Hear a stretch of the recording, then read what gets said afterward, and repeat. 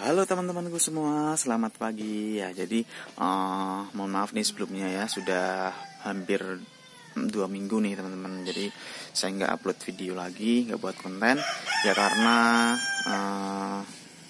pas istri lahiran. Jadi saya juga baru bisa buat konten sekarang. Jadi buat teman-teman dimaklumin ya.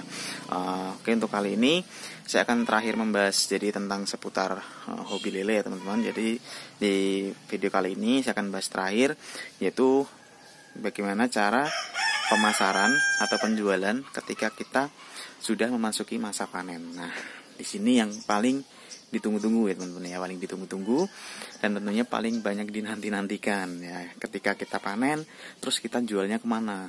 Apakah itu untung ataukah kita rugi? Nah, untuk di sini kita akan bahas bareng-bareng ya teman-teman ya. Jadi saya akan bagikan tips buat teman-teman. Semoga bisa dilakukan di rumah dan bisa mendapatkan hasil yang maksimal. Oke teman-teman, seperti biasa sebelum kita masuk ke videonya, yang belum subscribe silahkan subscribe dulu, aktifin notifikasinya. Tentunya apa? Supaya teman-teman tidak ketinggalan seputar video-video saya terbaru, terupdate, dan selanjutnya. Oke, kita masuk ke langkah-langkahnya. Let's go.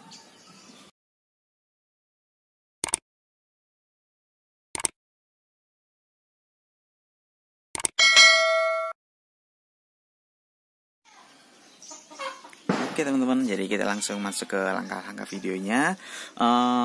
Jadi saya terima kasih yang sudah selalu support di channel saya ya tentunya. Di sini dan untuk kali ini saya akan terakhir membahas ya teman-teman tentang seputar budidaya ikan lele atau hobi ikan lele. Jadi buat teman-teman yang pengen ternak lele di rumah bisa lihat video-video saya banyak sekali, mulai dari caranya awalnya, cara pembenihan, mungkin cara fermentasi air, untuk cara mengatasi penyakit lele dan sebagainya, itu banyak sekali. Jadi di sini mungkin next ke depannya saya akan juga banyak sekali membahas tentang seputar mungkin tutorial, mungkin kuliner, mungkin seputar informasi ataupun seputar dunia-dunia hiburan ya teman-teman. Jadi biar gak bosen atau teman-teman biar gak jenuh juga di sini. Oke. Jadi di sini yang kita bahas dulu adalah bagaimana cara pemasaran ikan lele ketika kita masuk di masa panen. Nah, ini yang teman-teman tunggu-tunggu ya. Jadi karena jujur yang paling berat tuh di sini teman-teman ya. Yang paling berat tuh di sini ketika kita panen 1.000 ekor, 2.000 ekor terus kita jualnya kemana ya, pasti itu kan akan sangat bingung sekali ya. Di sini saya akan membagikan tips dan caranya yang saya lakukan ya, supaya teman-teman bisa diterapkan di rumah. Oke, yang pertama adalah ketika teman-teman udah memasuki masa panen ya, masuk masa panen, yang harus teman-teman lakukan adalah dijual secara eceran dulu. Nah, kalau teman-teman pengen cari untung yang lebih besar, kalau bisa dijual secara eceran. Itu bisa ke pedagang, bisa di-storein mungkin ke warung-warung, atau teman-teman bisa jual konsumsi di rumah sendiri ya. Untuk saya pribadi, itu saya konsumsi di rumah sendiri dan juga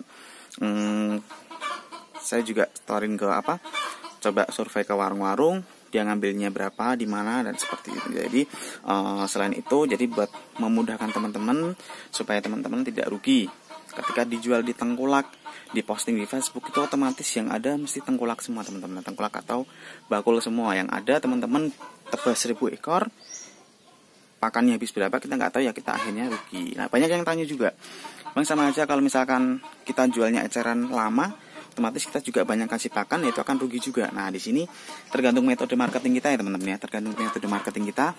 Jadi, nah untuk teman-teman penjualan yang bagus itu ya. Jadi ketika kita mau jual di kampung atau di tempat kita, biar mungkin warga sekitar tahu kalau kita budidaya ikan lele, ternak ikan lele, itu kalau bisa teman-teman juga punya benih ikan lele juga. Nah, itu tipsnya yang pertama, supaya apa? Supaya orang-orang itu tahu kalau kita itu jual bibit lele dan juga jual lele konsumsi. Jadi kita nggak cuma jual lele konsumsi aja, kita juga punya bibit lele. Jadi semua warga atau semua orang-orang itu tahu, oh di sini tempat bibit lele ada, lele konsumsi ada. Jadi di pikiran konsumen itu dia pasti akan lebih percaya. Kalau misalkan kita hanya jual lele konsumsi, dia paling jual lele konsumsi aja, mending kita beli di yang sudah punya kolam banyak. Nah, kita walaupun kita punya kolam 2, kalau kita harus bersaing dengan kolam yang punya 10, 20, bahkan cuma punya beberapa hektar ya, Kalau kita paksakan mungkin posting di online, di Facebook, ya kita akan kalah teman-teman ya.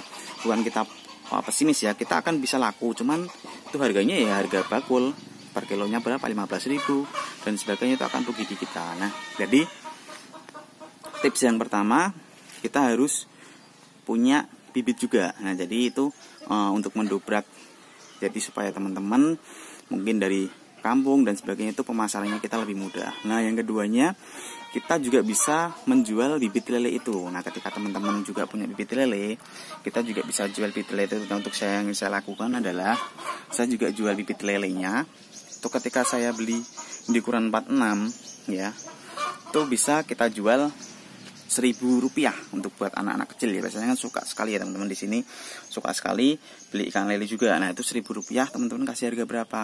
Kalau di sini Rp1.000, saya kasih 2 ekor ya. Kita beli berapa? Teman-teman pasti tahu ya. Nah, untuk lele ukuran yang lumayan besar, kita kasih 1.000 1 ekor. Nah, seperti itu. Jadi pakan pun sama teman-teman ya. Pakan pun juga kita jual saset pun bisa. Jadi ketika anak-anak beli, banyak sekali yang beli, itu juga pasti butuh pakannya. Nah, pakannya dibuat 1 ons itu dijadiin 8 saset. Nah, 8 saset, 1 sasetnya 1.000, lumayan teman-teman. Bisa di total aja. Itu jadinya berapa berapa puluh ribu ya. Jadi itu tips yang kedua teman-teman. Yang ketiganya di sini tentunya buat teman-teman semua tetap rutin ya, tetap rutin. Jadi ketika mungkin ketika kita sudah tahu memasarkannya, mungkin warga tahu kalau kita jual lele konsumsi dan sebagainya, itu pasti juga akan bertanya, wah di sini banyak sekali yang beli ya lelenya, per kilo berapa, kita cukup jual 22.000, 23.000 di rumah udah laku teman-teman ya, pasti ya. Yang penting kita punya value dulu, kita punya nilai ya, kita punya value. Yang penting kita, kalau di metode marketing, yang penting kita usahanya dulu jangan langsung diposting di Facebook. Kalau kita diposting di Facebook yang ada ya isinya tengkolak semua. Itu kalau menurut saya eman-eman teman-teman ya. Teman-teman ya tidak bisa jual maksimal, endingnya langsung jual habis.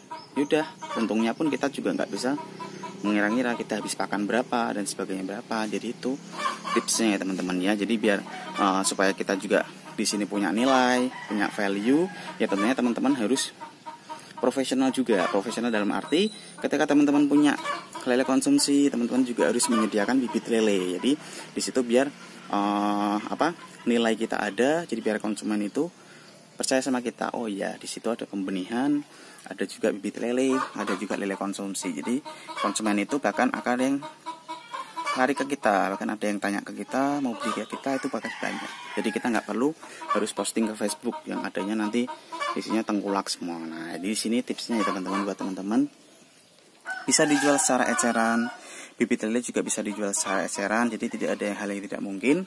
Jadi teman-teman kalau pengen contoh ya, dengan saya lakukan di rumah ini, bisa teman-teman terapkan di rumah. Lumayan teman-teman ya, bisa jual bibit lele, bisa jual pakan lele juga, dibuat sasetan. Ya oke, jadi bibit lele konsumsi juga bisa kita jual juga. Oke.